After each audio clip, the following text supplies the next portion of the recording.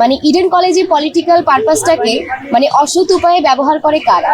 এটা কিন্তু একটা দল, এবং সেই দলটা আমরা সবাই জানি যে বাংলাদেশ ছাত্রলীগ। এটা হচ্ছে আওয়ামী লীগের ছাত্র সংগঠন, এবং আমরা গত 15-16 বছর ধরে এই দেখেছি। শুধুমাত্র ইডেনে না, এখানে আমার কথা হচ্ছে যে প্রত্যেকটা ক্যাম্পাসে যেখানে ছাত্রলীগ আছে সেখানে কিন্তু এই কাণ্ডগুলো হয়েই থাকে। আর ইডেনে হওয়ার কারণে এটা আলাদাভাবে আসলে মানুষের মধ্যে এই টপিক নিয়ে কথা হয়। তার কারণ হচ্ছে, আরেকটা কারণ হচ্ছে যে মানে পুরুষতান্ত্রিক যে চিন্তা আমাদের সমাজে আমরা দেখি যে পুরুষতান্ত্রিক চিন্তা এত বেশি স্ট্রংলি সবার মধ্যে আছে, একজন নারীর ক্ষেত্রেও আছে এবং একজন পুরুষের ক্ষেত্রেও আছে। আমরা মনে করি যে পুরুষতান্ত্রিক চিন্তা মানে শুধু পুরুষেরই থাকবে, নারী থাকবে না, ব্যাপারটা কিন্তু তা না। কারণ আপনারা দেখবেন যে বাংলাদেশে কিছু ঘটনা ঘটেছে যেখানে নারীর দ্বারাই আরেকজন নারী কিন্তু অপদস্থ হচ্ছে।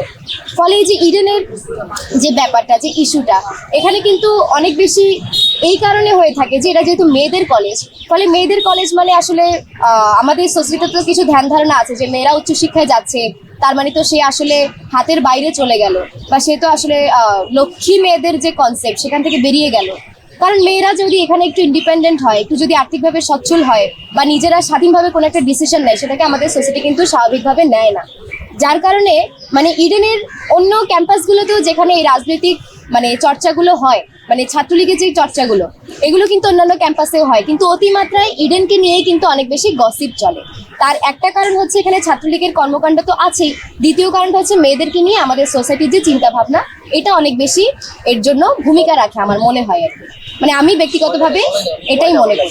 তো সেক্ষেত্রে আমাদের দিক থেকে আসলে পাল্টা লজিক হওয়া দরকার যে একজন নারী মানে নিজেকে যদি নারী না ভেবে আসলে মানুষ হিসেবে যদি সমাজের মধ্যে যত বেশি নিজেকে আইডেন্টিফিকেশনের জায়গায় নিতে পারবে, তত বেশি আসলে এই যে চেইনগুলো আছে এই চেইনগুলো ভাঙা যাবে আর কি। সেক্ষেত্রে আমারও এটাই মনে হয় যে সারা বাংলাদেশে একটা সবচেয়ে, এবং দক্ষিণ এশিয়া মহাদেশেও আমরা দেখলাম যে সবচেয়ে বড় কলেজ মেয়েদের একটা ইডেন কলেজ, এবং সেটা যেমন ঐতিহ্যগতভাবে একটা গুরুত্ব আছে, যেমন প্রত্যেকটা রাজনৈতিক প্রেক্ষাপটে আমরা দেখেছি এখানে মেয়েদের যে অংশগ্রহণ। তাহলে এই বিষয়গুলো যাতে আমরা বেশি বেশি করে নিয়ে আসতে পারি।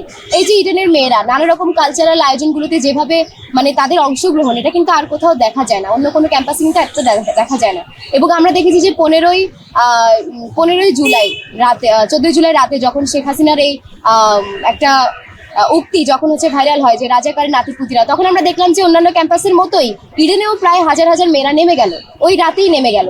এবং পরদিন মানে এখানে মেয়েরা যে ফাইটটা করে প্রায় 500-র মতো জমায়েত নিয়ে তারা যে রাজু ভাস্কর্যে উপস্থিত হলো, এবং সেটা যে অন্যান্য ক্যাম্পাসগুলোতে নানা মাত্রায় একটা মানে উৎসাহ উদ্দীপনা ছড়িয়ে নিল।